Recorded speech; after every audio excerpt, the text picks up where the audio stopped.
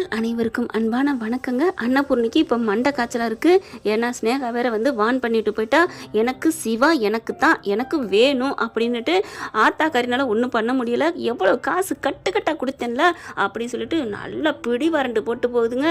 அதுக்கப்புறம் பார்த்தீங்கன்னா இவர் சொக்கி போய் கிடக்குறாரு சிந்து மடியில் அப்படின்னு தான் சொல்லணும்.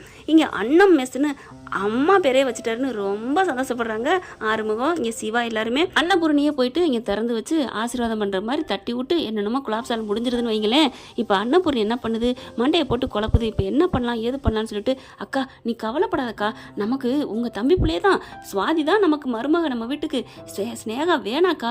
இல்லை அவன் நன்றி கடன் அப்படி இப்படின்னு பேசுகிறா, அதுக்காண்டி அவளை கட்ட முடியுமா? அவள் எவ்வளோ பெரிய பாதக செயல் செஞ்சுருக்கா, மறந்துட்டியாக்கா? அடிப்பாவி, இப்போ தான் உனக்கு தெரியுதாடி, உன்னை விட இன்னொன்று கிடைச்சோன்னு பெட்டுன்னு போவாங்க, அந்த மாதிரில இவ பண்ணுறா.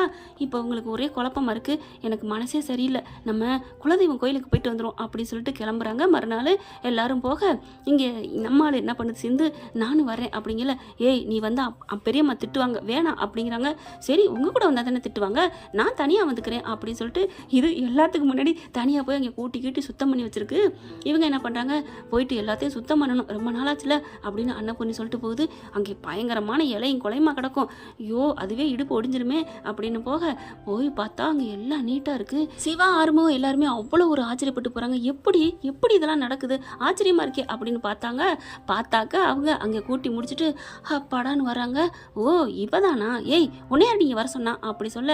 ஆனால் கொஞ்ச நேரத்துக்கு முன்னாடி தான் சூப்பராக சுத்தமாக்கி வச்சுருக்காங்களே, சுத்தமாக்கி வச்சுருக்க கைக்கு மோதிரம் தான் போடணும், எவ்வளவு நல்ல மனசோட பண்ணி வச்சுருக்காங்க, நமக்கு வேலை மிச்சம் அப்படின்னு வாயை பொழந்து அவ்வளோ சந்தோஷமாக சிரித்து சொன்னாங்க.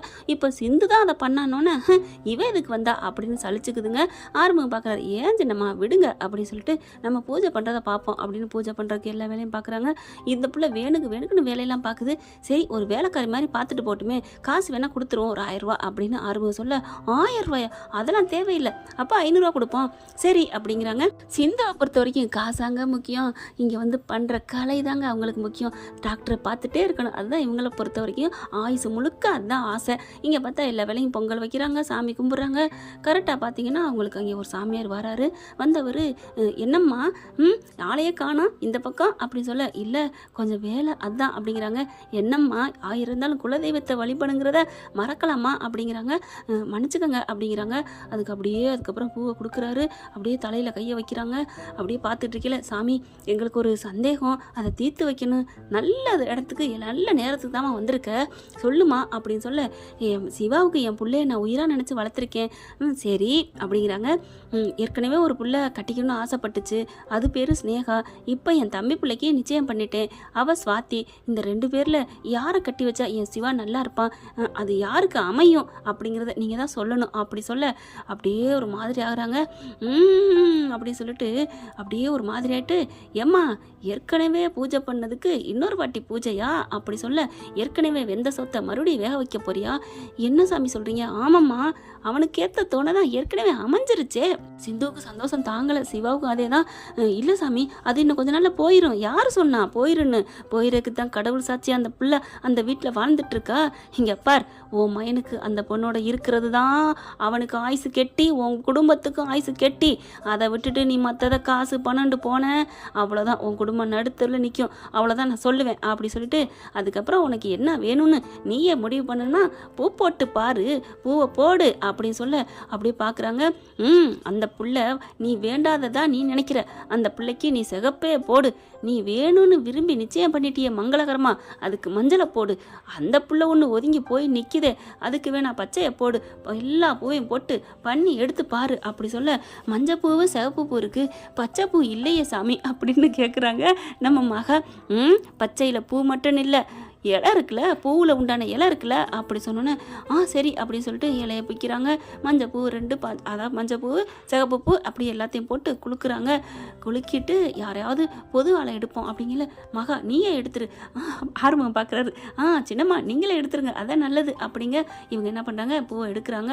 எடுத்துட்டு மகா மனசுக்குள்ளே அடிச்சுக்குது, என் தம்பி மக தான் ஸ்வாதி தான் வரணும், ஐயோ மஞ்சள் பூ தான் வரணும், மஞ்சள் பூ தான் வரணும் அப்படின்னு சொல்லிட்டு அப்படியே சந்தோஷமாக இருக்குது. ஆண்டவனை பயபக்தியோடு வேண்டிக்கிட்டு கடைசியாக பார்த்தா சிகப்பு புதாங்க வருது. யாரை வேணான்னு சொன்னாங்களோ அதே தான் வருது. போதுமாம்மா போதுமா அப்படின்னு சொல்லிட்டு போயிட்டே இருக்காரு அவர் பாட்டுக்கு. ஒன்றும் பண்ண முடியல. இங்கே சிவாவை பார்த்து சிந்து ஓடி வந்து, டாக்டரே உனக்கு நான் தானா கடைசி வரைக்கும் அப்படின்னு சொல்லி தூக்கிடுதுங்க. ஐயோ விடு விடு விடு அப்படிங்கிறாங்க. அச்சே என்ன இப்படி ஆயிடுச்சு, கோயிலுக்கு வந்து நிம்மதி இல்லாமல் போச்சே அப்படின்னு அன்னபூரணியும் மகாவும் நொந்துக்கிறாங்க. பைரவிக்கு சந்தோஷம், ஆறுமுகத்துக்கு சந்தோஷம். சிவா பார்க்குறாங்க, பெரியம்மா ஏன் பெரியம்மா இதெல்லாம், நான் தான் சொல்கிறேனே அப்படின்னு சொல்லிட்டு என் மனசு முழுக்க சிந்து தான் இருக்கா அப்படின்ட்டு போகிறாங்க. என்ன ஃப்ரெண்ட், இப்படிலாம் நடக்க வாய்ப்புகள் இருக்கா? பார்க்கலாம் என்ன நடக்க போகுதுன்னு. இந்த பதிவு உங்களுக்கு பிடிச்சிருந்துச்சுன்னா உங்கள் பொண்ணான கையில் லைக்கை போட்டு சப்ஸ்கிரைப் பண்ணி ஆதரவு கொடுங்க அன்பு உறவுகளே. Thank you friends. இந்த வீடியோ உங்களுக்கு பிடிச்சிருந்தா தயவு செய்து லைக் பண்ணுங்க. இன்னும் அப்டேட்ஸ்க்காக சேனலை சப்ஸ்கிரைப் பண்ண மறக்காதீங்க. நம்ம கிட்ட இருக்க எல்லா சேனல்ஸோட லேட்டஸ்ட் வீடியோ அப்டேட்ஸ்க்காக மேல ரைட் சைடுல காட்டுற லிங்கை கிளிக் பண்ணி வாட்ஸ்அப் குரூப்ல ஜாயின் பண்ணுங்க. உங்களிடம் விடைபெறுவது நான் உங்கள் மெஹர்.